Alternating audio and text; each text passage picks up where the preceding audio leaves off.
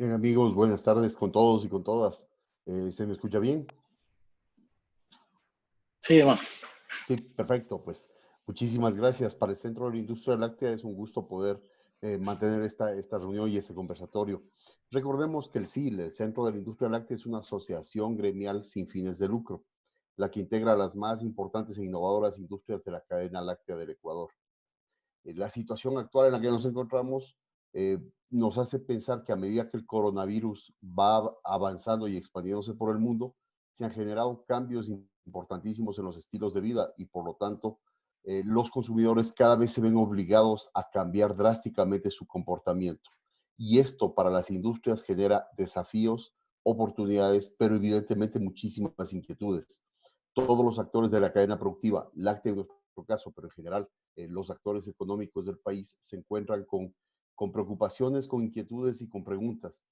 Y por eso agradecemos a UHI Auditores Externos y a Puente y Asociados, el estudio jurídico, quienes juntamente desarrollan este webinar a fin de apoyar y aclarar posiciones, dudas sobre temas tributarios, legales y laborales, tomando en cuenta esta situación de emergencia. Muchísimas gracias por estar aquí, pues y adelante nuestros expertos. Muchas gracias, Rodrigo. Buenas tardes nuevamente con todos los participantes. Para nosotros es un placer darles la bienvenida al webinar Impactos y Soluciones Laborales y Tributarias frente a la emergencia sanitaria COVID-19, organizada conjuntamente por UHY Assurance and Services Compañía Limitada y Puente y Asociados de Estudio Jurídico Compañía Limitada, con la valiosa colaboración del Centro de la Industria Láctea. Considerando los acontecimientos lamentables ocurridos actualmente, hemos decidido realizar esta conferencia con el propósito de tratar temas coyunturales de aspectos tributarios y laborales, con el fin de solventar las inquietudes que se están generando por las diferentes medidas anunciadas por los entes de control. Manejaremos esta conferencia de la siguiente manera. Todos los participantes estarán con los micrófonos apagados para así evitar interrupciones. En el caso de tener preguntas durante las intervenciones, habilitaremos el chat online para que ustedes puedan hacer sus consultas, mismas que serán contestadas al finalizar las intervenciones. Por favor, indicar a qué compañía pertenecen y su nombre para poder identificar la inquietud y poder ampliarla en el caso de que se requiera. Daremos inicio al primer tema relacionado con los aspectos tributarios, que estará a cargo del ingeniero Freddy Ceballos, Managing Partner de UHY. La siguiente intervención estará a cargo del doctor Miguel Ángel Puente, quien es socio fundador y actualmente gerente general de Puente y Asociados. Nuevamente agradecemos su participación.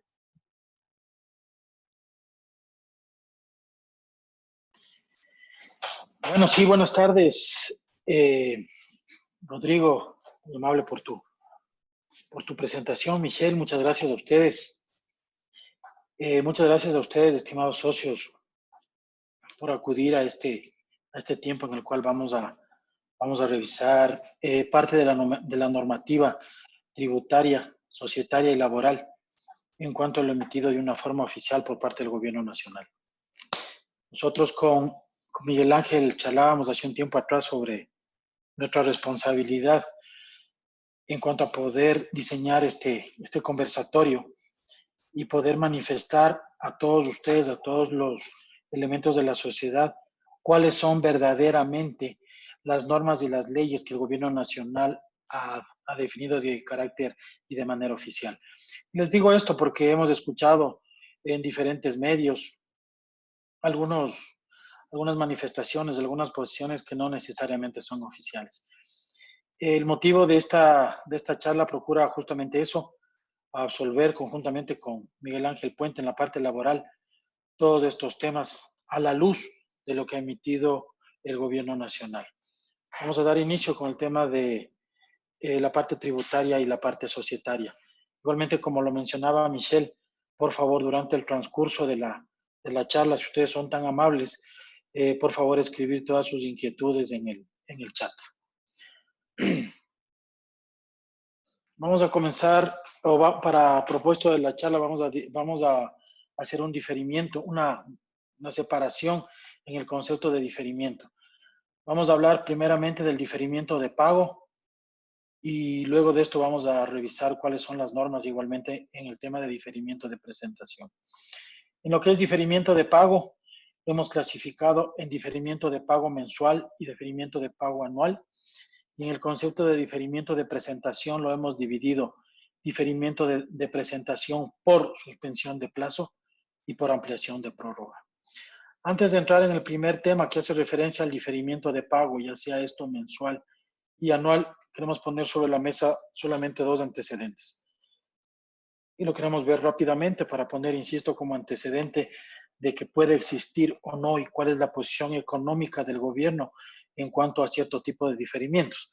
Que como ustedes entenderán, la diferencia entre diferimiento de pago y diferimiento de presentación sustancialmente es el diferimiento de desembolso de nuestros flujos de caja como contribuyentes. El antecedente 1, presupuesto del año 2020. El presupuesto del año 2020 fue desarrollado sobre un barril de petróleo de 51.30. Una vez generado ya este presupuesto y aprobado, se incluía, o salía aritméticamente, un déficit presupuestario de 3.5 mil millones de dólares. El precio actual, el precio al último día de marzo, fue fijado en menos de la mitad de este monto considerado para la fijación del presupuesto. Estuvo en cerca de $20 el WTI, que es el barril de petróleo que utilizamos en el país. Esto aritméticamente, obviamente, ha generado el incremento de la brecha de ese déficit presupuestario. Adicionalmente al tema del déficit presupuestario, existía y existió un análisis de algunos entes del exterior en los cuales fijaban cuál va a ser el crecimiento sobre la base del decrecimiento del año 2019, que fue en el 0.5 sobre el PIB. Revisando actualizaciones del día de ayer, se prevé 2, 3, 4, 5, bueno, no hasta el 5, hasta el 4.5% de crecimiento en la economía nacional. Y el decrecimiento en la economía mundial, que va de la mano de esto, también se aproxima al 10%. El otro argumento, el otro antecedente en el tema de pago de bonos del año 2020, les queremos comentar cómo es de dominio público. Como el presidente ya lo mencionaba en una entrevista que recoge el diario El Comercio, el gobierno tomó la decisión en 24 de marzo. No sabemos si fue una decisión políticamente apropiada o políticamente no, ya que queremos destacar que esta charla no tiene ningún tinte ni político, sino únicamente el tinte y el propósito de poder informarles. Este pago de bonos del año 2020, que fue realizado en marzo, es producto del pago de la contratación de los bonos emitidos en el gobierno anterior, valor que vencía y venció el 24 de marzo en 540 millones de dólares. El gobierno tomó la decisión de realizar el pago de 342 millones, difiriendo lo que en ley le permite este acuerdo y este convenio de deuda, difiriendo en 30 días el pago de aproximadamente 200 millones de dólares correspondientes a intereses. El argumento del gobierno, o lo que el gobierno manifestó ante este pago, previo y pos a este pago, es: pagamos para que nos paguen, pagamos para que nos presten. Y el gobierno lo que básicamente ha obtenido con esto, o obtendrá con esto, en el corto y en el mediano plazo, entenderíamos que hasta la tercera, ojalá hubiera sido antes, tercera y cuarta semana del mes de abril, cierto tipo de desembolsos bajo el concepto de préstamos de organismos internacionales, procurando, según manifestó el gobierno, llegar hasta 2.000 millones. Sabe que el gobierno, nuevamente, el presidente, ha manifestado que inclusive hoy, por ese buen comportamiento, podríamos llegar a los 2.500 millones de dólares. Hablando de los 2.000 millones originales, los 2.000 millones originales provenían o provendrán de 500 millones del Fondo Monetario Internacional, 500 millones del Banco Mundial y 1.000 millones de organismos bilaterales no identificados, que entendemos y entenderíamos serían de bancos chinos con tasas preferenciales de acuerdo a la crisis en la cual estamos viviendo. Consideremos y recordemos una vez más lo que mencionábamos hace un momento. El presupuesto del año 2020 ya venía con un déficit presupuestario de 3.500 millones, antes de la crisis. Si hubiéramos recibido estos financiamientos adicionales, que son deuda para el futuro, inclusive en el escenario anterior, ya tendríamos un concepto de default anterior. Regresamos bajo estos escenarios o estos puntos económicos en la antesala o sobre la mesa a hablar del diferimiento de pago. El diferimiento de pago desde este punto de vista y desde la perspectiva del gobierno no ha sido tan ampliado. Respetamos y hemos escuchado muchos conceptos en la calle relacionados a que existido o existe un diferimiento o existirá un diferimiento adicional de pago. Pero como lo vamos a ver a continuación, y de acuerdo al último decreto ejecutivo que fue el 1021 del viernes de la semana anterior y al reglamento normativo sobre este decreto ejecutivo, los pagos se han diferido básicamente en dos conceptos de impuestos, que lo vamos a ver, insisto, más adelante. Los pagos igualmente están divididos, siguiendo en el hilo de la charla, en pagos mensuales y pagos anuales.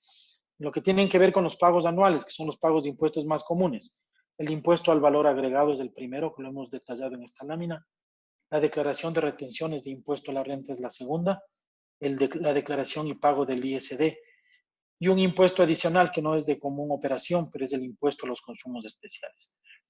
Dentro de estos impuestos de carácter mensual, tal cual como viene manejándose la ley y los registros oficiales y los pronunciamientos legales por parte de la autoridad encargada de realizar estos cobros, que es el Servicio de Rentas Internas, herramienta utilizada por el gobierno para hacerlo, podemos identificar que el impuesto al valor agregado, las retenciones de la fuente, el ISD y el ICE, se mantienen en las fechas originales de recaudación, liquidación y pago al Servicio de Rentas Internas. El impuesto al valor agregado, excepto el de los meses marzo, abril y mayo, que lo vamos a revisar más adelante, se mantiene en pago similar de acuerdo al 9º dígito del RUC en las fechas correspondientes originalmente acordadas. En el tema de declaración de retenciones de impuesto a la renta, más allá de mantenerse, que se mantiene en las fechas originales de pago, desde el día de ayer, 1 de abril del 2020, las retenciones del 1 y del 2% han sufrido un incremento en esta retención de 0,75%. Es decir, que las retenciones que anteriormente eran el 1%, a partir del día de ayer se fijan y se grabarán o se retendrán en el 1,75%. De igual manera, en el 2, que sufre el cambio de alteración al 2,75%.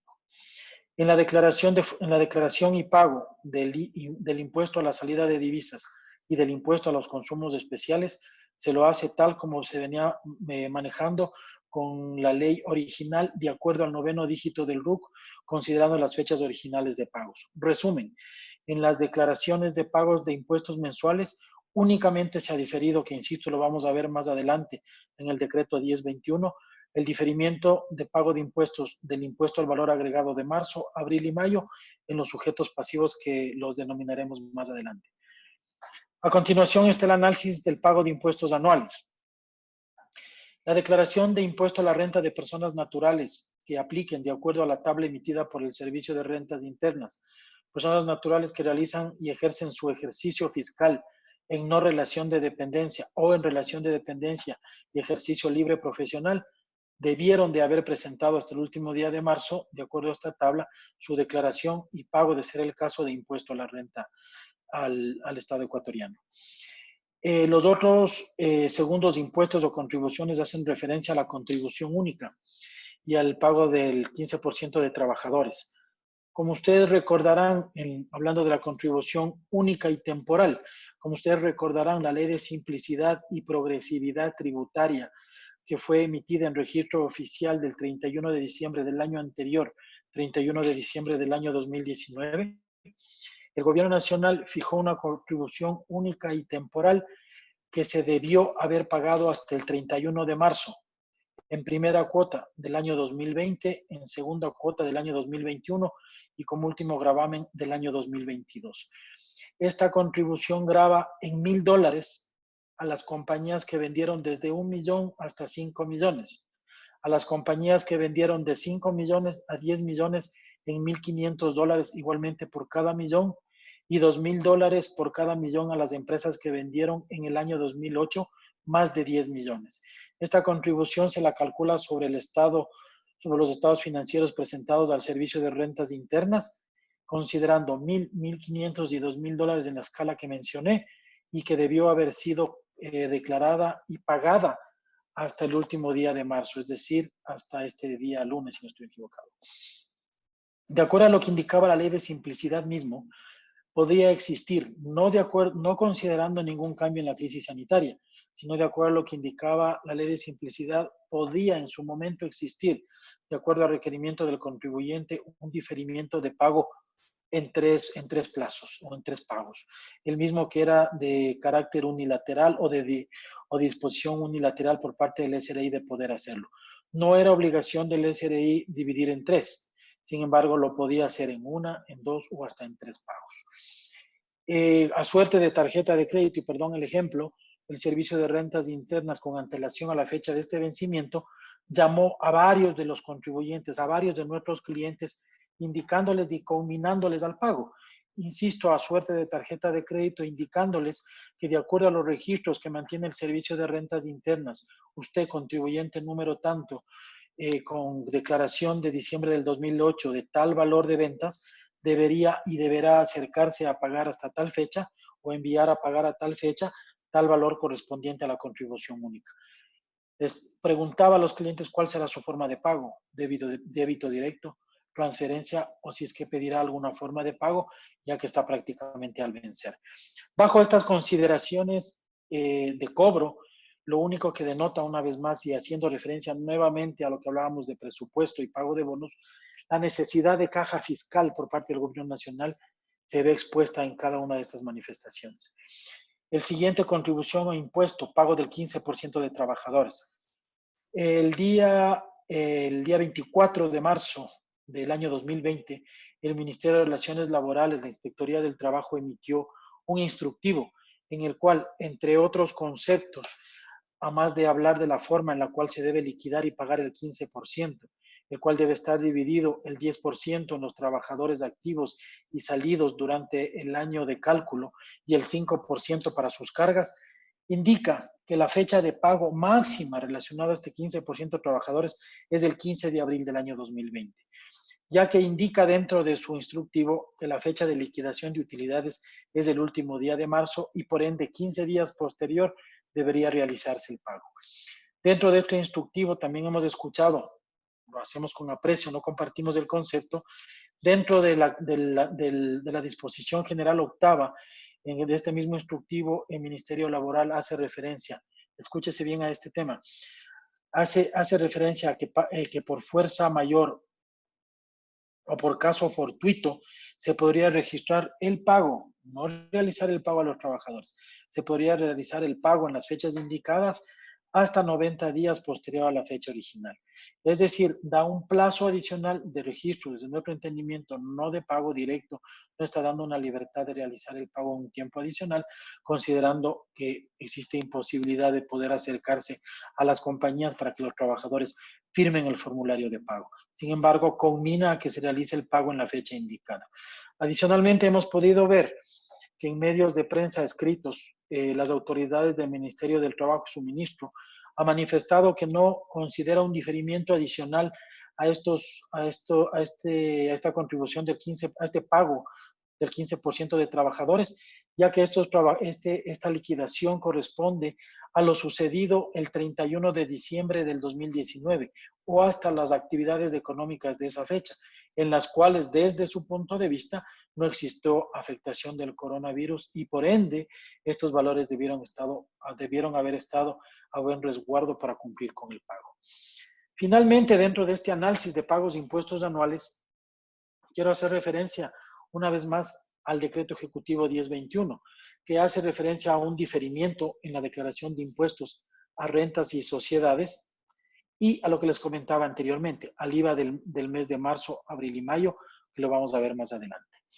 Entramos en el decreto 1021. El decreto 1021 tiene dos tópicos, dos considerandos.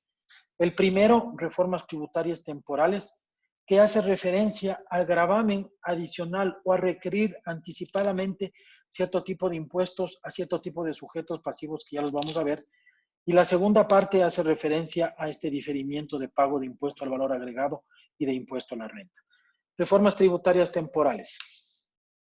El Servicio de Rentas Internas del Gobierno Nacional requiere que en forma mensual a las entidades que se encuentran bajo el control de la Superintendencia de Bancos, de las empresas que presten servicios de telefonía móvil, realicen o se autorrealicen una retención mensual del 1.75 sobre el total de los ingresos obtenidos en cada mes. Adicionalmente a esto, pide una retención de total de sus ingresos del 1.50, igualmente de los ingresos grabados en cada mes, a las compañías que tengan suscritos con el Estado contratos de exploración y explotación de hidrocarburos y a empresas de transporte de petróleo crudo, llamadas o más conocidas por nosotros, empresas petroleras y empresas de servicios petroleros. Este impuesto, a diferencia del anterior, es del 1.50, el anterior era 1.75. Este valor deben retenerse y mandar a pagar al servicio de rentas internas, como lo indica a continuación. En la parte formal deberán emitirse un comprobante de retención a su propio nombre, ya que ellos deberán actuar como sujeto activo y como sujeto pasivo.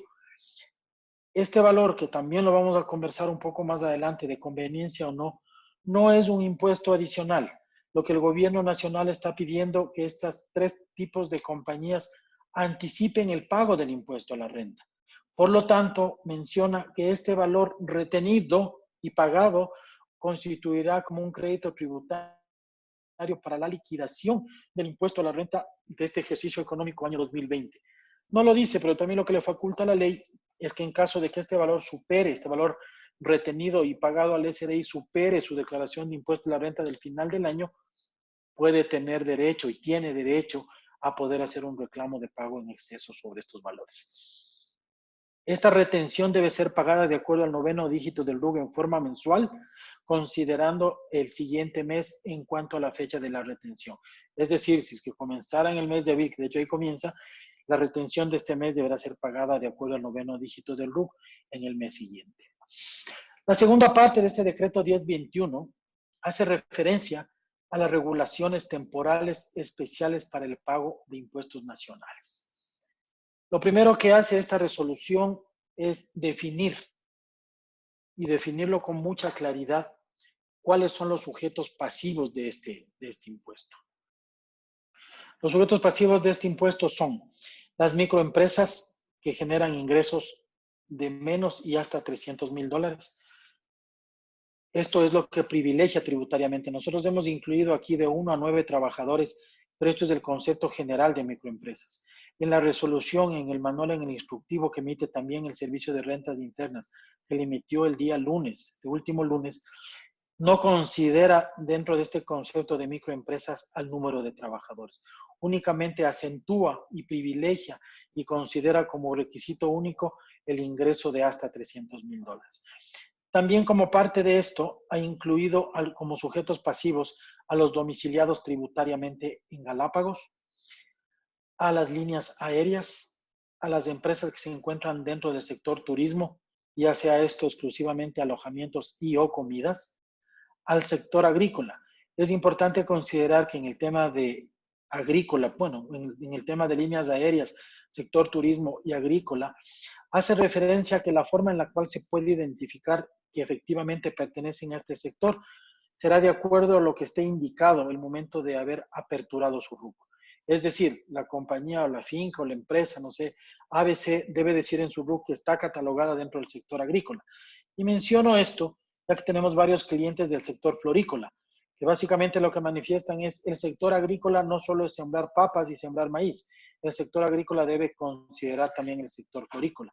Pero para propósitos del RUC y como lo menciona el instructivo, el aclaratorio del decreto ejecutivo, deberán ser los que están identificados o catalogados con estas actividades económicas en su registro único de contribuyentes.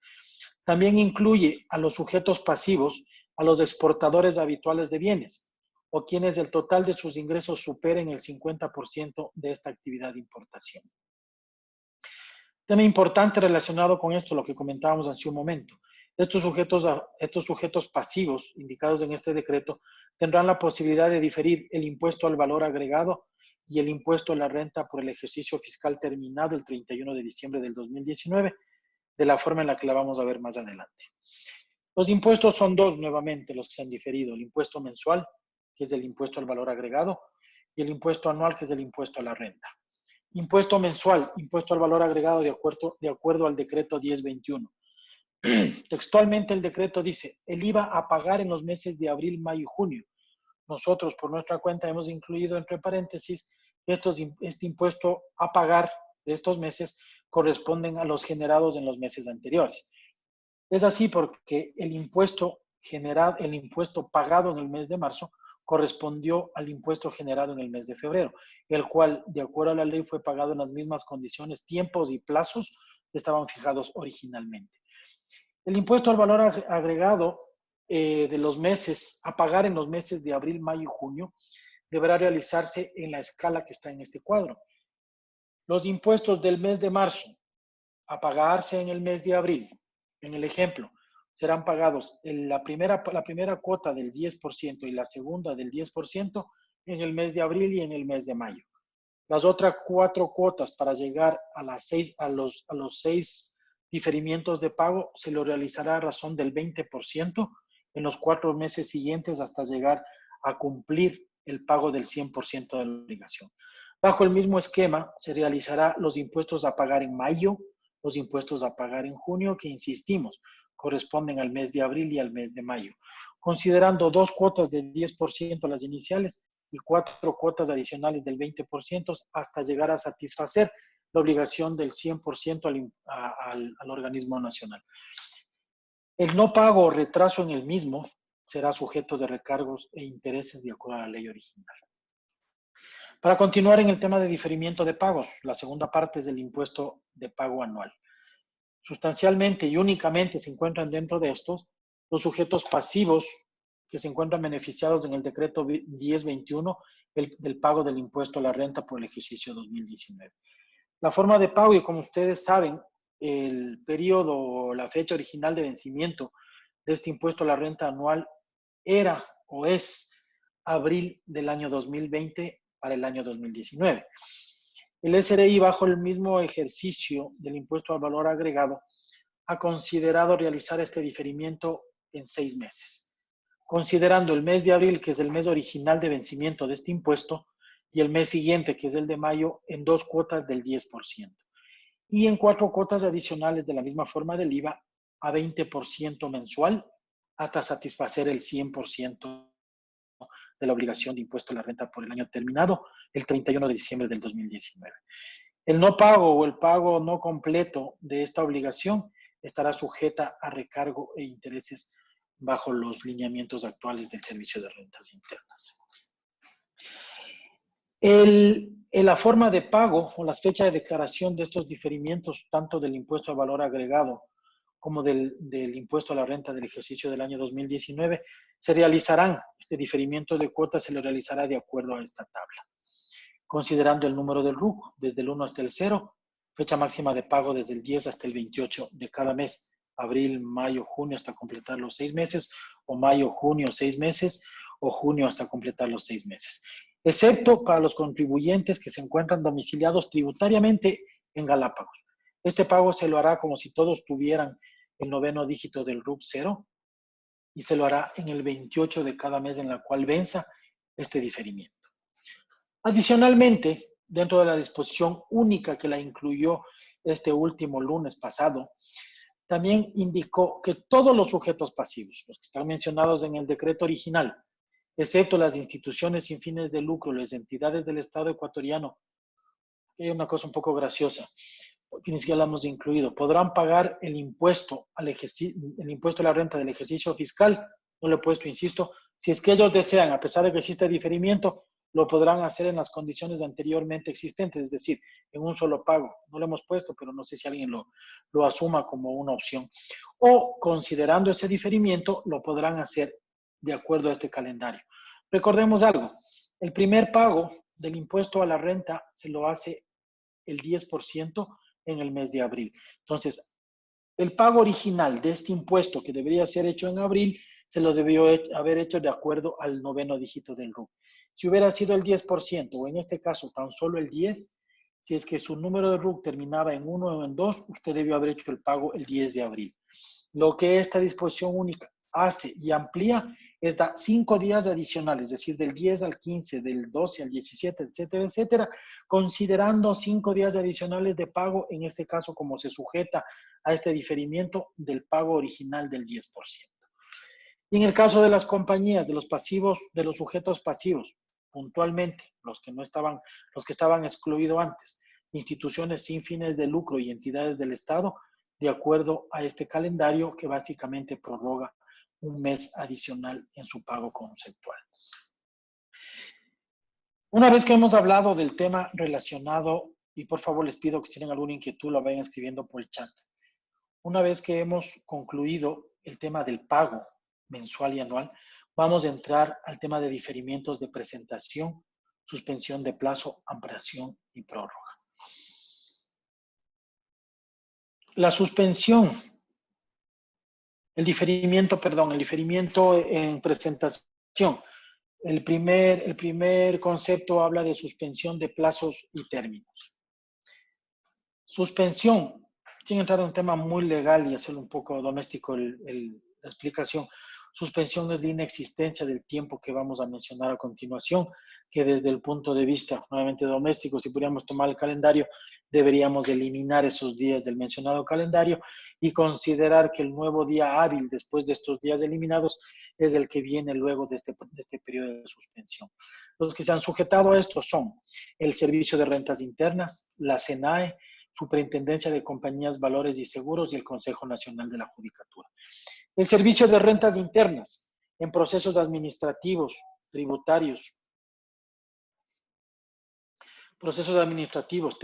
y plazos de prescripción de acciones de cobro, desde marzo 16 hasta abril 5, que ya no debería ser abril 5, se prolongó hasta el día abril 12 del año 2020, que fue definido este periodo por el COE. Sin embargo, no hemos obtenido todavía un pronunciamiento.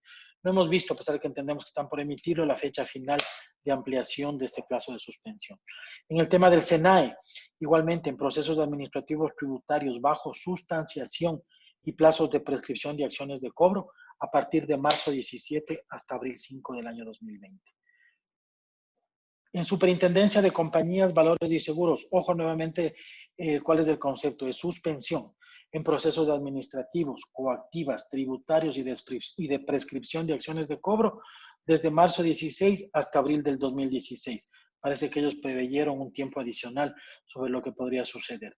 Y el Consejo Nacional de la Judicatura, mientras dure la emergencia sanitaria, para presentación de demandas contencioso-tributarias y los plazos en los que sustancian los procesos judiciales ya iniciados. Vamos a hablar la segunda parte de diferimiento en el tema de presentación. Hablamos de ampliación y hablamos de prórroga. Ampliación y prórroga es un tiempo adicional considerando dentro de los plazos originalmente considerados para el servicio de rentas y para la superintendencia de compañías. Para el servicio de rentas, ampliación y prórroga, insistimos, en el plazo para la presentación de los anexos tributarios que corresponden presentar o corresponderían presentar en marzo y abril, se los puede presentar hasta agosto del año 2020, según el 9º dígito del RUC. Para la Superintendencia de Compañías y Valores, se ha prorrogado, se ha ampliado 30 días adicionales hasta el último día de mayo del año 2020, presentación de estados financieros auditados, presentación de estados financieros básicos, informes administrativos, informe del gerente general, informe de comisarios y nómina de administradores. Insistimos, una prórroga, una ampliación adicional que vencería el 30 de mayo. Esta ampliación, nuevamente por la separación que hicimos, esta ampliación o diferimiento de presentación no está relacionada con la ampliación, ya que no existe, de pago del impuesto a la renta. El pago del impuesto a la renta, ya que esta prórroga hace referencia a la presentación de los estados financieros terminados el 31 de diciembre del 2019, hace referencia exclusivamente a la presentación. En el caso del pago del impuesto a la renta, hay que sujetarse al decreto 1021, en el cual nuevamente hace referencia a que se pagará en abril la primera cuota del 10%, la segunda en mayo y las otras 4 a razón del 20%, como lo metíamos. No está relacionada esta prórroga para que alguna compañía considere que debe pagar 30 días luego en ningún tipo de diferimiento el pago del impuesto a la renta de las compañías. ¿Qué no se ha prorrogado? No se ha prorrogado el plazo máximo de celebración de juntas de socios y accionistas.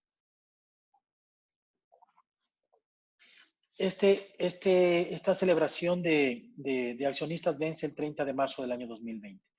Efectivamente, el Servicio de Rentas Internas ha emitido un instructivo en el cual una de las instrucciones o de las aclaraciones que hace es que sí se lo puede manejar vía lo que estamos charlando hoy, pero con vencimiento hasta el 30 de marzo del año 2020. Adicionalmente también se actualizó hasta el 30, se amplió y se prorrogó la actualización del manual de prevención de lavado de activos hasta el 30 de abril del año 2020. A continuación de esta presentación, también hemos incluido, para que ustedes lo puedan consultar, todas y cada una de las resoluciones que hacen referencia a todo lo que hemos mencionado, incluida la última resolución que fue de marzo 27 del 2020, en el cual hace referencia a la prórroga, al diferimiento o a la prórroga, diferimiento en realidad de pago manifestada en el IVA y en el impuesto a la renta. Esto es lo que nosotros podemos comentar nuevamente y por eso lo que les ponía adjunto cada una de las bases del registro oficial. Esto es todo lo que les podemos comentar en cuanto a lo que a la fecha está sucediendo.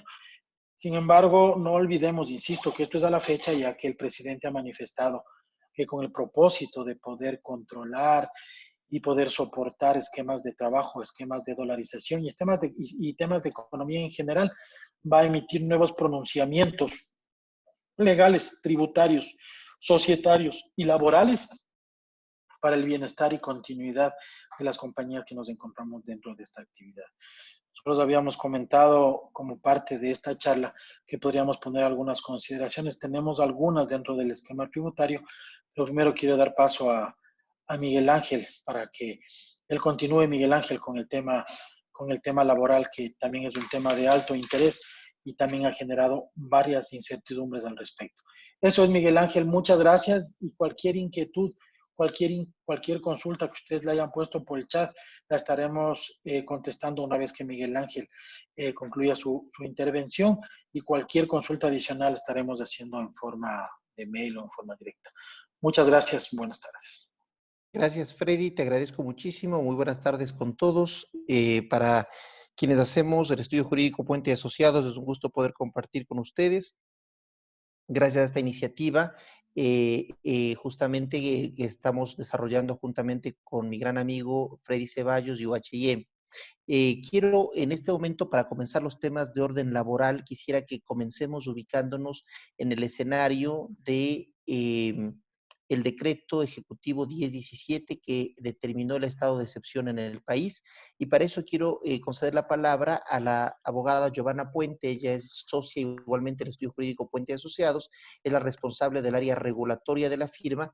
Y entonces, Giovanna, por favor, tú y de ahí continuamos nosotros. Muy amable. Perfecto, muchas gracias, Miguel Ángel. Precisamente de cara a comprender todas las restricciones que se han puesto en marcha a partir del decreto de estado de excepción, es importante tomar en cuenta que esto se estableció a partir del decreto ejecutivo 1017, con el cual se restringe la movilidad de las personas y si me permite un momento, estamos con la pantalla, perdón, perfecto. Se restringe la movilidad de los ciudadanos. Inicialmente había sido a partir del 17 de marzo en función de las determinaciones que dé el Presidencia o bien el COE, que es el organismo máximo en toma de decisión en este momento. Actualmente la restricción de movilidad está hasta el 12 de abril. Sin embargo, de ellos se establecieron ciertos servicios que deben estar operativos y deben estar en pleno funcionamiento, como son los que les estoy proyectando en la pantalla. Ahora bien, a lo largo de estas semanas han habido ciertas directrices respecto a cómo operativizar estas actividades en la medida en que hay tanto restricción personal como vehicular. Hace unos momentos salió incluso la noticia diciendo que solo se podrán transportar en vehículos particulares según el último dígito de placa un solo día a la semana. Entonces, todas estas medidas es importante que estén presentes, que van cambiando y hay que estar atentos a las fuentes oficiales. Hoy por hoy se está poniendo en uso un protocolo que emitió el Ministerio del Transporte con otras entidades de control el viernes pasado, según el cual la figura del salvoconducto como un documento para identificar a quienes circulan de manera libre sin ningún tipo de restricción queda establecido de la siguiente manera. Primero, las personas que están comprendidas en los sectores priorizados y que deben permanecer en funcionamiento no requieren salvoconducto y no tendrán restricción de movilidad. Esto va a aplicar a los servidores de salud, funcionarios de seguridad y control, profesionales de comunicación social y principalmente aquellas industrias que deben garantizar la provisión de alimentos, la provisión de medicamentos, de insumos médicos y de insumos de limpieza e higiene. Ahora bien, en este protocolo también se incluyó como un sector priorizado y permanentemente activo al sector turístico, pues existen establecimientos que incluso están hospedando todavía a personas extranjeras que se encuentran en el territorio. Importante mencionar que no tienen restricción de movilidad quienes estén inmersos en la cadena de exportación e importación. Asimismo, todo lo relacionado con alimentos, medicamentos e insumos médicos, siempre y cuando se trate de empresas o negocios que realicen la producción de estos insumos. Porque todo lo que tiene que ver, en cambio, con los insumos que se necesitan para producir todo lo que son empaques, materia prima, son parte de la cadena que ellos sí requerían salvoconducto, como lo vamos a ver más adelante. En esa medida deben tomar en cuenta que a partir del viernes pasado también se dio libertad de movilidad para todos quienes estén relacionados con servicio social, servicio exequial y funerario, y específicamente se dio la apertura para quienes estén haciendo provisión de servicio técnico, provisión de lubricantes, baterías, llantas y todo tipo de servicio de mantenimiento de equipos de las industrias priorizadas. Esto deviene de un sentir lógico de la industria en el cual si había una demora en producción o algún requerimiento de repuestos, se veían limitados. Ahora con esto no van a requerir salvoconducto, pero se les recomienda justificar siempre a qué empresa van a prestar el servicio. Si bien no necesitan un salvoconducto, es súper importante que siempre porten su credencial porque así justifican la vinculación con el empleador. Si por A o B motivo no cuentan con esta credencial, deben entregar una carta a sus trabajadores para identificarlos como tal, más evidentemente la cédula de identidad. Ahora bien, así como habrán personas que no necesitan salvoconducto para movilizarse por estar en estos sectores priorizados, habrán personas que sí los necesitan. Este documento es muy sencillo de obtener, demora 5 minutos y se lo puede gestionar en www.gov.es, que está proyectado en su pantalla. Para esto, el sistema va a generar un código QR que es una identificación que los agentes de control van a revisar. ¿Quiénes necesitan salvoconducto? Únicamente las personas que se dirijan a una cita médica y las personas que trabajan, como les decía, en las cadenas conexas de la producción a los sectores priorizados. Es decir, si entrego materia prima, insumos o cualquier tipo de empaques, necesito portar un salvoconducto para poder movilizarme dentro del horario de toque de queda y sin restricción del último dígito de placa. También se incluyó en este listado de personas que sí necesitan salvoconducto a los extranjeros que están siendo atendidos y trasladados para un vuelo humanitario. La lógica de esto es que necesitan controlar efectivamente qué extranjeros se están movilizando, como les digo, nuevamente durante toque de queda y bajo una restricción de placa. Así como las personas tendrán que ver su calidad para definir si necesitan o no un salvoconducto, es importante que también planifiquen toda la producción en función de los vehículos. En principio, todos los vehículos que se utilicen para los sectores priorizados no necesitan salvoconducto, pero nuevamente el conductor necesita portar la credencial institucional o bien necesita una carta del empleador. Es importante mencionar que como la idea es mantener 100% habilitada la cadena de producción de servicios de primera necesidad y productos de primera necesidad, todos estos vehículos deben portar su guía de remisión. Hemos tenido reportes de compañías cuyos transportistas tienen inconvenientes porque al momento de trasladarse y tras de hacer la última entrega y están yendo a sus domicilios, los agentes de control les paran y no pueden justificar que estaban en una actividad laboral. En esa medida se les recomienda que les den una copia de la guía de remisión sellada, así como una hoja de ruta con la cual se indique el horario y cuál es el último traslado a realizar. Como les mencioné, todos los vehículos enlistados tienen estrecha relación con las actividades priorizadas y que están autorizadas, según el decreto 1017, a seguir en funcionamiento. Ahora bien, bajo esta lógica, hay vehículos que sí necesitan salvoconducto y que precisamente esto va a coincidir con las personas que necesitan salvoconducto.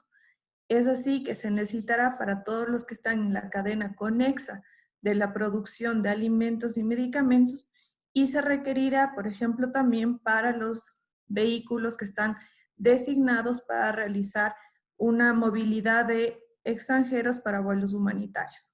En esa medida, la recomendación es en firme, vuelvo y ratifico, es primero estar atentos a las disposiciones oficiales y fuentes oficiales para saber si es que hay alguna modificación en esto.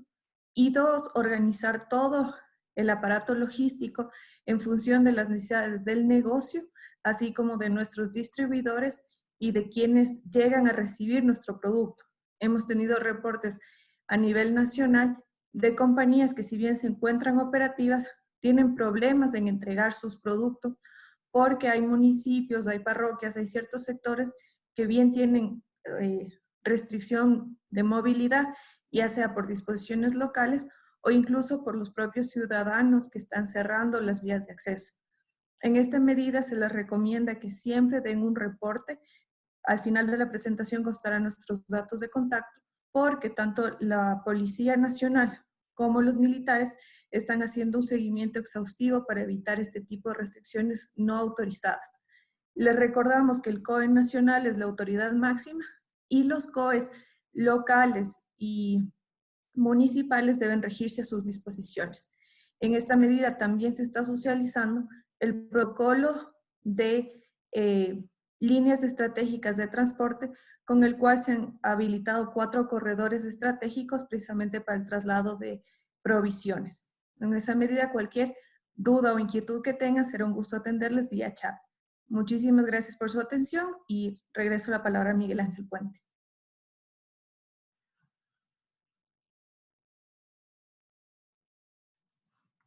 Miguel Ángel, perdona, pero no se te escucha. Perdón, ¿ahí están bien? Perfecto. Sí, perfecto. Gracias, Giovanna, por tus comentarios, muy importantes tus acotaciones. Solamente, pues, queremos entonces partir del hecho de que la regla general, de acuerdo a lo que ha mencionado Giovanna, es que en este momento se encuentra restringido el acceso a los lugares de trabajo, los libre desempeño de las funciones como regla general y la libre circulación de las personas. Esa es la regla general, salvo las excepciones que Giovanna mismo ha mencionado. Entonces, ante esas limitaciones para acudir al lugar de trabajo y a la libre movilidad, ¿cuáles son las alternativas desde el punto de vista laboral? En primer lugar, la primera opción es el teletrabajo y es así que se expidió el Acuerdo Ministerial 076 el 12 de marzo del 2020. Este acuerdo ministerial lo que establece es básicamente que en aquellos casos en los cuales las labores pueden realizarse a través de teletrabajo, se lo podrá hacer mediante esta modalidad. ¿En qué consiste el teletrabajo? El teletrabajo es una modalidad de trabajo, es decir, aquellas funciones que se pueden realizar no necesariamente desde el lugar de trabajo, sino desde el domicilio, efectivamente a través de los medios tecnológicos y de comunicación se lo puede hacer. Por ejemplo, un publicista de una agencia de publicidad no requiere indispensablemente ir hacia la agencia de publicidad para realizar la actividad. Igual en este momento la agencia de publicidad no podría funcionar. Un arquitecto no necesita ir a su oficina para poder elaborar los planos que está realizando, lo puede hacer desde su casa. Nosotros como abogados, Freddy con el tema de auditoría, el tema contable, el tema financiero, no requieren estar en el lugar de trabajo, sino que su equipo puede elaborar y puede brindar el asesoramiento y las gestiones respectivas desde su hogar. Entonces, estas actividades que, por un lado, están restringidas la atención al público de manera directa en los sitios de trabajo y que, por otro lado, sí se pueden realizar en un lugar diferente al lugar de trabajo, se los puede realizar a través de esta figura de teletrabajo. La persona que esté bajo esta modalidad de teletrabajo no está sujeta a un descuento de dinero o recuperación de la jornada porque se entiende que está laborando. En vez de hacerlo desde su lugar de trabajo, lo está haciendo desde su domicilio. Como regla general, ya veremos unos casos de excepción. El empleador igual está en la obligación de notificar el cambio de modalidad a teletrabajo a través del Sistema Único del Trabajo, el sistema SUT, que se encuentra en la plataforma web del Ministerio de Trabajo. El empleador igualmente está en la obligación legal de brindar al trabajador los equipos, herramientas e implementos para desarrollar el teletrabajo. Esto es, los equipos tecnológicos, la computadora, el teléfono, el acceso a Internet y cosas por el estilo. Eso, como regla general, lo establece la normativa respectiva. Pero recordemos que estamos en una etapa de excepción y por lo tanto, en este decreto de excepción, en esta emergencia sanitaria, bien puede sin ningún problema establecerse algo distinto entre el empleador y los trabajadores.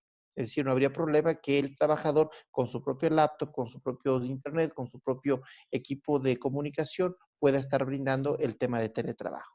Entonces, esa es la primera opción, teletrabajo. Pero existen otras opciones, en cambio, para aquellas actividades que o no pueden hacerse por teletrabajo o que definitivamente están suspendidas las actividades o aquellas que, por otro lado, tienen necesariamente que continuar las actividades respectivas. Y ante eso se expidió el Acuerdo Ministerial 077 del 15 de marzo, el cual fue reformado a través del Acuerdo Ministerial 080 del 28 de marzo pasado. Establece esto y establece que es potestad, es facultad del empleador decidir indistintamente tres alternativas. Uno, la modificación de la jornada laboral. Dos, la reducción de la jornada laboral. O tres, la suspensión de la jornada laboral. Existen de estas tres alternativas que es potestad del empleador resolver de acuerdo a las necesidades propias del empleador. ¿En qué consiste en cada una de ellas? Por ejemplo, veamos el tema, comencemos con la modificación de la jornada laboral. Esta consiste básicamente en la posibilidad que tiene el empleador de cambiar los horarios, los turnos de trabajo. Pensemos, por ejemplo, una actividad que no se ha suspendido, no puede suspenderse, como es una fábrica de alimentos. Es uno de aquellos temas prioritarios que tiene que asegurarse precisamente para que las personas puedan tener los alimentos en sus hogares. Entonces, una fábrica de la industria alimenticia posiblemente tenía turnos de lunes a viernes y por esta emergencia más bien necesita tener turnos también el fin de semana. El caso, naturalmente, por ejemplo, de la leche, ahora que estamos justamente con el centro de la industria láctea.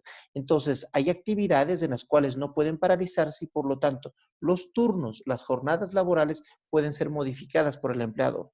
Un empleador estableció, por ejemplo, que el trabajador labore de lunes a viernes 8 horas diarias. Ahora podría establecerse que su turno no sea de lunes a viernes, sino, por ejemplo, de miércoles a domingo. Trabaje sábado y domingo y descanse lunes y martes. Lo único que es importante en estas modificaciones de turnos o jornadas laborales es, uno, que el trabajo se desempeñe dentro de las 8 horas diarias, 40 horas semanales, y si se excede, naturalmente, corresponde al pago de horas suplementarias extraordinarias, y dos, que la persona tenga por lo menos 2 días de descanso consecutivos conforme la norma vigente lo establece. Entonces, esto es respecto a la modificación de la jornada laboral. La segunda alternativa es la suspensión de la jornada laboral. Entonces, pensemos en aquellas actividades en las cuales, por disposición legal, de acuerdo a lo que mencionó Giovanna, no pueden atender en este momento al público, están cerradas. Pensemos, por ejemplo, en actividades comerciales, una cadena de venta de electrodomésticos, una boutique, una cadena comercial que en este momento se encuentra cerrada porque no puede atender durante la emergencia sanitaria. Y los trabajadores, no todos pueden realizar sus actividades a través de teletrabajo. El mercaderista, la persona que está en percha, la persona que atiende al público para la venta, por ejemplo, de ropa, no puede hacer eso a través de teletrabajo. Posiblemente determinadas áreas administrativas de esas industrias o empresas podrán hacer teletrabajo, pero las personas de atención al público no lo van a poder hacer. En ese caso, ¿qué corresponde o cuál es una de las alternativas con esas personas? Es suspender la jornada laboral. ¿Qué significa eso? Primero, que el trabajador no va al lugar de trabajo ni tampoco hace teletrabajo. Segundo, que el empleador tiene que pagar la remuneración completa que corresponde a ese trabajador. Y tercero, tiene la obligación el trabajador de recuperar la jornada que no laboró. Esa es la obligación legal del trabajador, recuperar la jornada. ¿Y cómo tiene que recuperarla? Una vez que se supere esta etapa de emergencia sanitaria, el trabajador volverá a su sitio de trabajo, el trabajador deberá laborar sus 8 horas diarias, 40 semanales ordinarias, y después de esas 8 horas diarias tendrá que cumplir la jornada de recuperación que el empleador establezca, la misma que tiene unos límites. Esto es, 12 horas semanales de lunes a viernes y o 8 horas los días sábados. Ese es el tope máximo de jornada de recuperación. ¿Qué pasa si es que el trabajador no puede o no quiere acogerse a lo horario de recuperación que establece el empleador. El efecto de eso es que el empleador está facultado para descontar el valor que ya canceló o para no cancelar el valor correspondiente a los días no laborados. Entonces, en resumen, la suspensión de la jornada laboral significa el trabajador no va al lugar de trabajo, el empleador paga la remuneración, el trabajador tiene la obligación de recuperar la jornada. Si no puede recuperar o no quiere recuperar, el trabajador pierde el derecho al pago de esos días de suspensión. Esta figura también de la suspensión tiene igualmente que notificarse al Ministerio de Trabajo a través del Sistema Único del Trabajo SUT de la plataforma del Ministerio. Tanto la modificación como la suspensión de la jornada laboral finalizan por acuerdo entre el empleador y los trabajadores, es decir, ya se comienzan a solucionar la asistencia regular a los lugares de trabajo y deciden volver a su sitio de trabajo y por lo tanto se termina la suspensión de la jornada. O también por la terminación de la declaratoria de emergencia sanitaria. Ahora, hay una tercera alternativa, que es la reducción de la jornada laboral. ¿En qué consiste la reducción? Aquellas actividades que, uno, sí se pueden realizar, pero es probable que no se puedan realizar durante las 8 horas ordinarias, entonces la ley, el acuerdo ministerial 077, en concordancia con el artículo 47.1 del Código del Trabajo, establecen que por una sola vez, por 6 meses, y podría renovarse, perdón, hasta por una ocasión más, por 6 meses adicionales, previo a autorización del Ministerio de Trabajo, el empleador, previo acuerdo con el trabajador, aquí se requiere este acuerdo, pueden reducir la jornada laboral de las 8 horas diarias a un mínimo de 6 horas diarias, 30 horas semanales. Entonces, en ese caso existe una reducción de la jornada de trabajo. La jornada ordinaria de 8 horas diarias, 40 semanales puede ser reducida a mínimo 6 horas diarias, 30 horas semanales. Y como consecuencia directa de esa reducción de la jornada, también se reduce el pago de la remuneración al trabajador. Pongamos un ejemplo, un trabajador laboraba 8 horas diarias y ganaba $800 mensuales. Al reducirse la jornada a 6 horas diarias, ganará $600 mensuales. Es importante igualmente que en este caso tiene que igualmente ser notificado y obtener autorización respectiva a través de la plataforma SUT del Ministerio de Trabajo.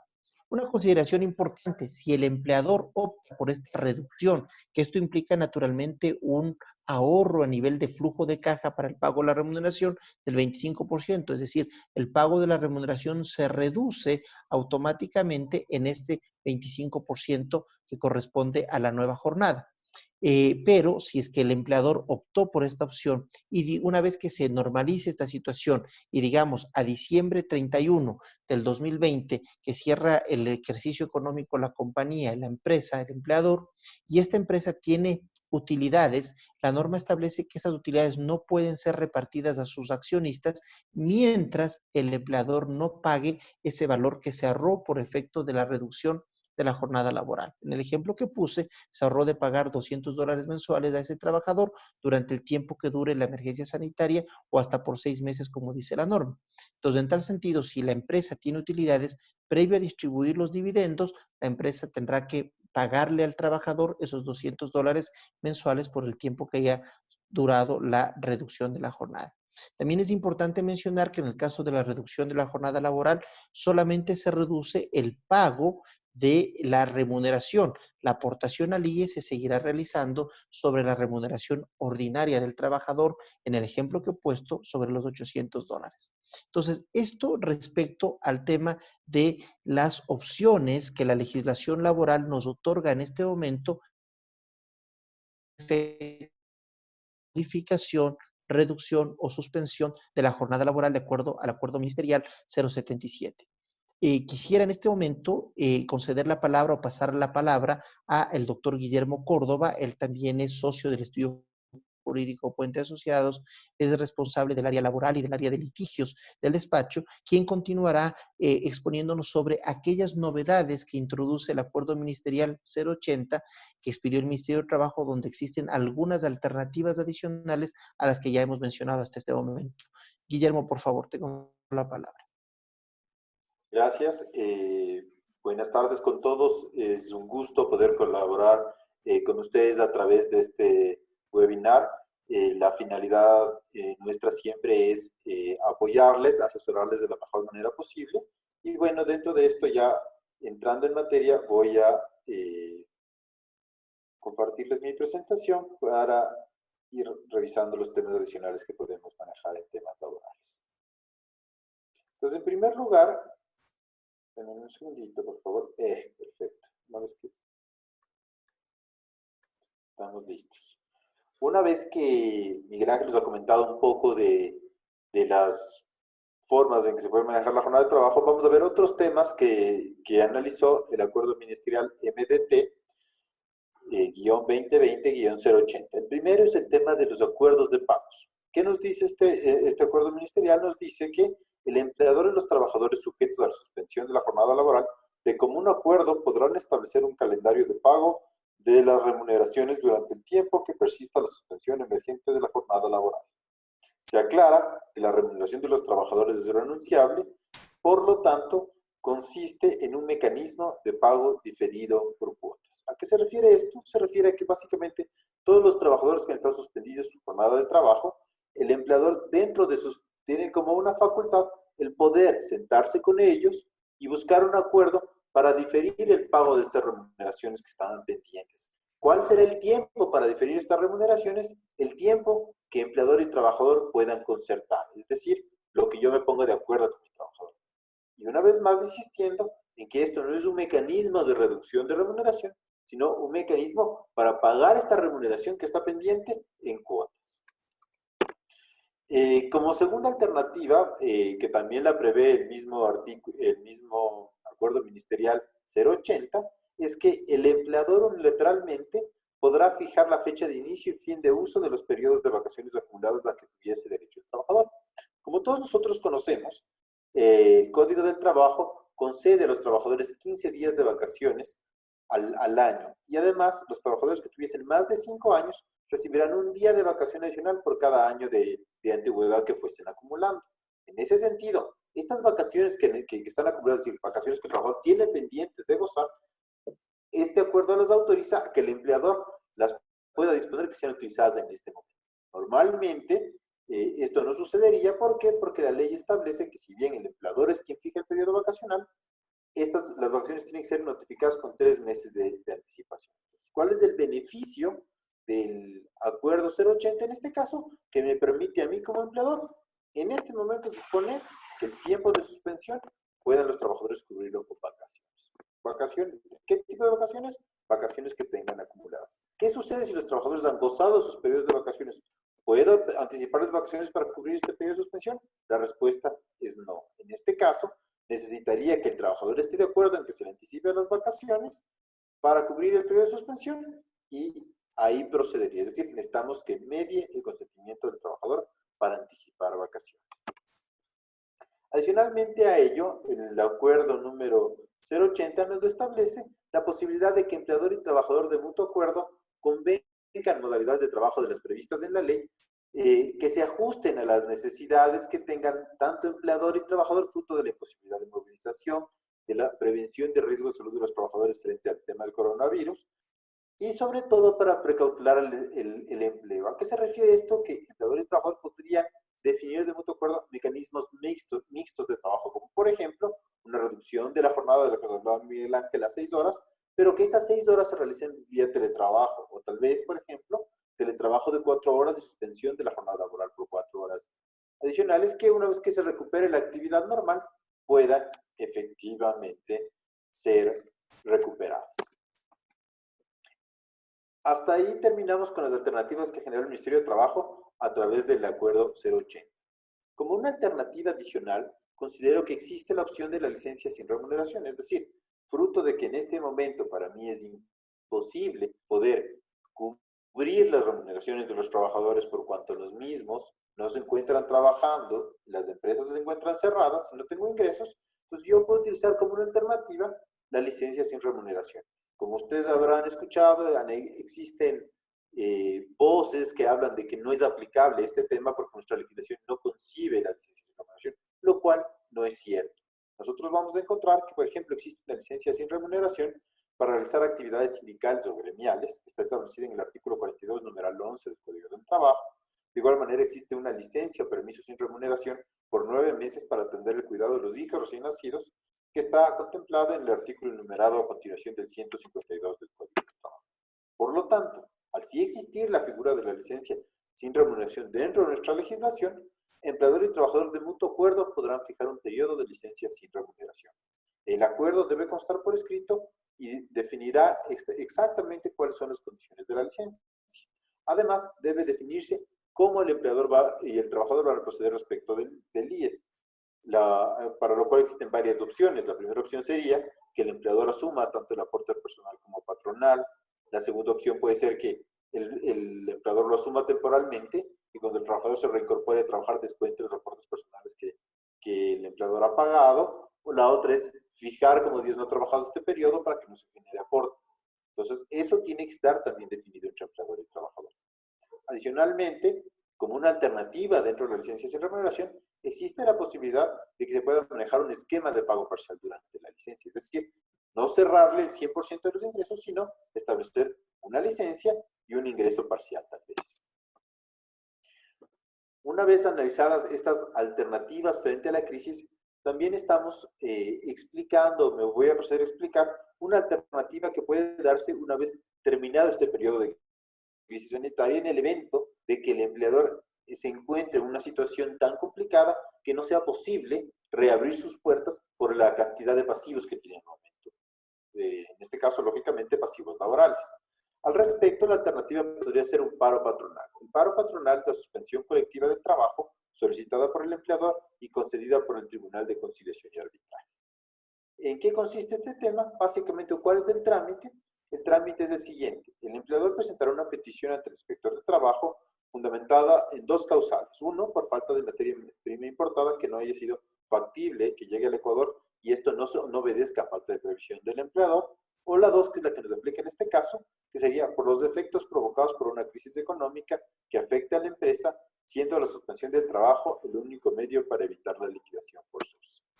Una vez presentada la solicitud del empleador, el inspector de trabajo notificará a los trabajadores dentro de 24 horas, concediéndoles 3 días para contestar. Los trabajadores deberán contestar a través de su comité de empresa o en el caso de que no existiesen asociaciones de trabajadores, a través de un comité especial que ellos formarían para que les represente durante este trámite.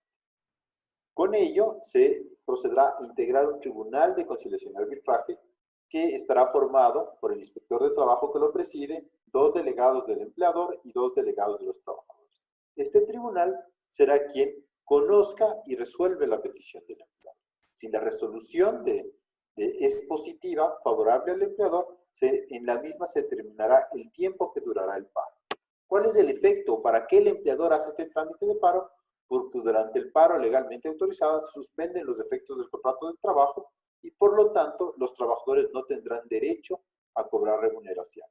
Lógicamente, una vez terminado el paro, el empleador está en la obligación de admitir a todos los trabajadores que le prestaron servicios. Es decir, todos los trabajadores que estaban suspendidas sus relaciones laborales se reincorporan normalmente.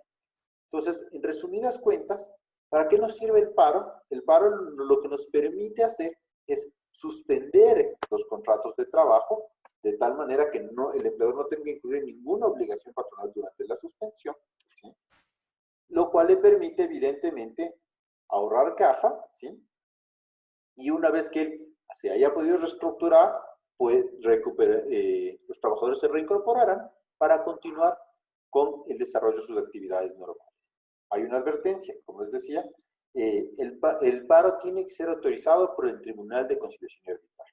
¿Qué sucede si el empleador realiza un paro sin autorización del Tribunal de Conciliación y Arbitraje o se propasa o supera el tiempo que le autorizó el Tribunal de Conciliación y Arbitraje para que dentro de su resolución, en este caso se entenderá que el empleador despidió a todos los trabajadores y además todo el periodo de suspensión que se haya fijado, el empleador tendrá que pagar las respectivas remuneraciones. Por lo tanto, es recomendable que el empleador única y exclusivamente opte por esta opción una vez que tenga la respectiva autorización del Tribunal de Conciliación y Arbitraje.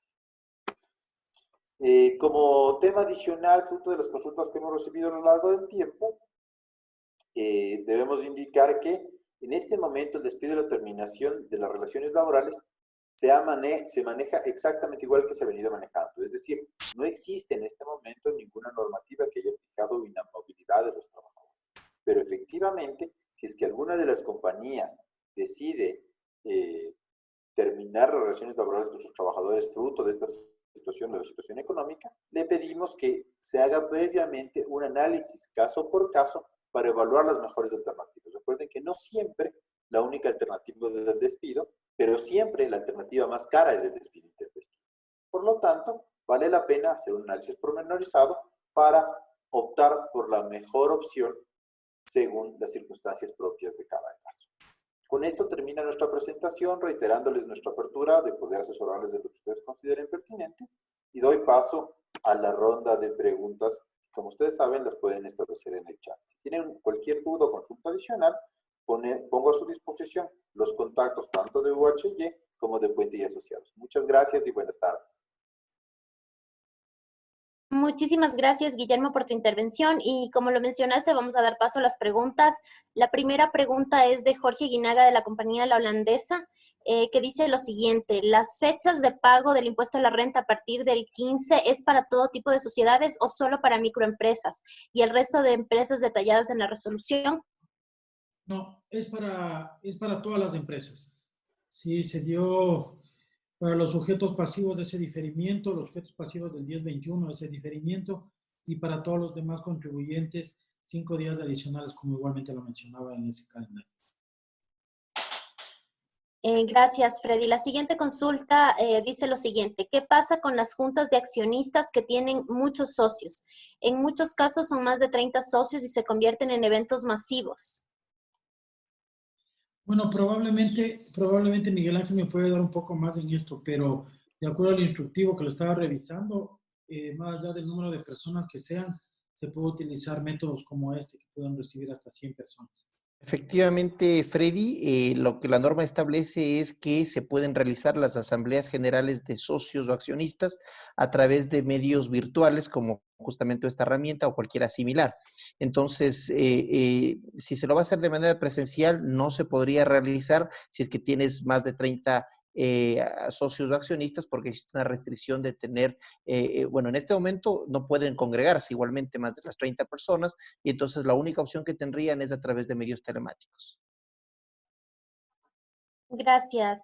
La siguiente consulta es de Andrea Chiriboga, que nos pregunta lo siguiente: si tengo una empresa que se dedica al mantenimiento de frigoríficos en los cuales se almacenan bebidas, ¿podría operar normalmente para que las empresas que prestan este servicio puedan operar normalmente? Efectivamente, como les mencioné, se incluyó a partir del viernes en el protocolo que emitieron las autoridades, que todos aquellos servicios, entrega de maquinaria, repuestos y mantenimiento, no requieren salvoconducto ni de persona ni vehículo. Sin embargo, por desconocimiento de los agentes de control, sí se ha tenido reportes de problemas, por lo que se les recomienda que en cualquier caso se emita una carta del requirente, es decir, de la empresa que va a recibir el servicio o el mantenimiento, indicando el requerimiento puntual, la dirección y el horario, para que así el prestador del servicio pueda justificar ante los agentes de control. Pero salvoconducto no necesita estar operativo. Gracias, Giovanna. La siguiente consulta: si la persona está en teletrabajo y no está ejecutando las 8 horas diarias, ¿podemos hacer la reducción?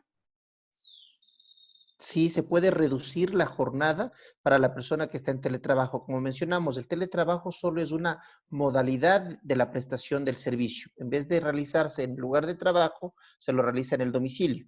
Y entonces solo es una modalidad, y a la cual también puede aplicarse la reducción respectiva de la jornada de trabajo. En cuanto al IES, ¿cuál sería la base legal para no aplicar la reducción también en este medio? Hice la consulta al IES y lo único que me indican es que no hay ningún pronunciamiento.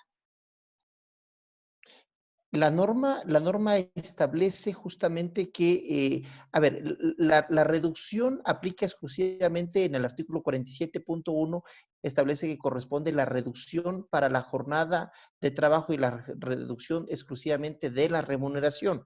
Entonces, para efectos, como esto es una reducción temporal, las prestaciones para efectos del IES no corren ninguna modificación respectiva. Entonces, por lo tanto, tiene que seguirse pagando al IES sobre las 8 horas respectivas.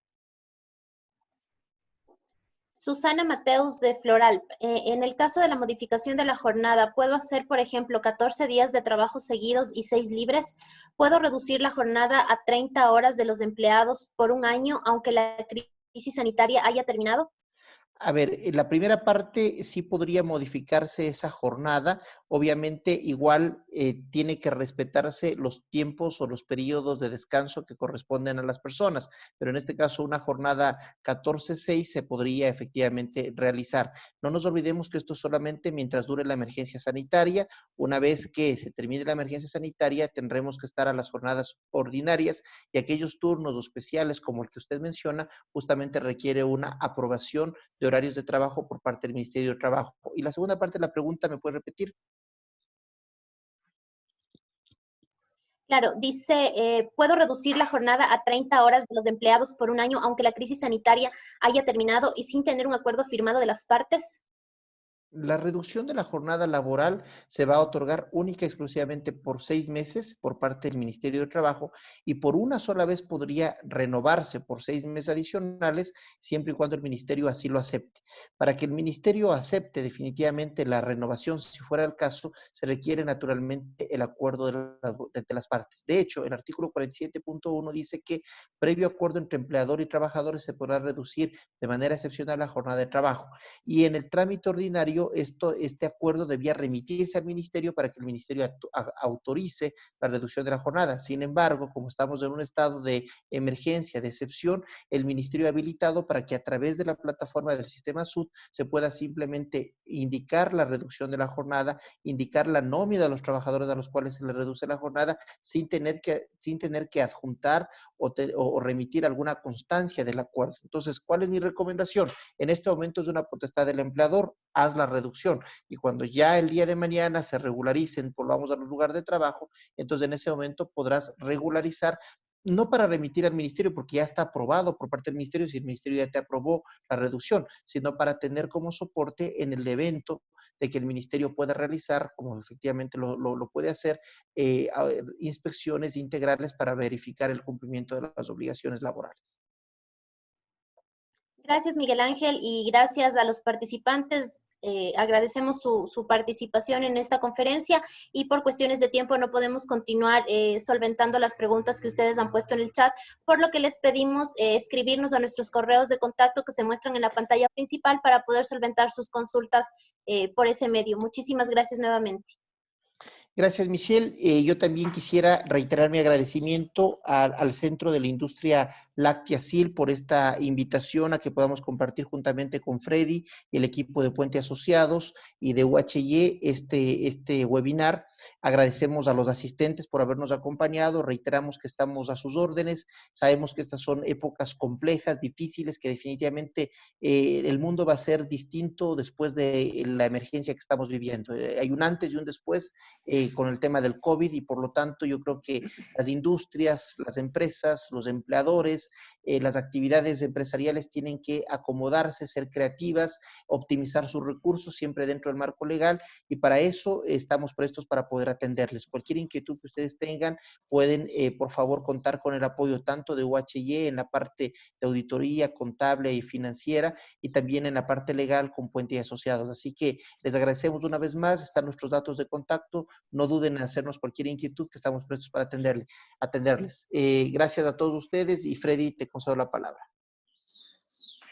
Muchas gracias, sí, igualmente Rodrigo, todos ustedes, estimados señores del SIL, querido Miguel Ángel, como bien lo mencionabas tú, estamos siempre a la orden y con mucho interés de poder colaborarlos. La mejor forma de afrontar la crisis, además de las decisiones acertadas y muy analizadas que ustedes van a tomar, definitivamente es tener la información certera y apropiada para poder cambiar esto.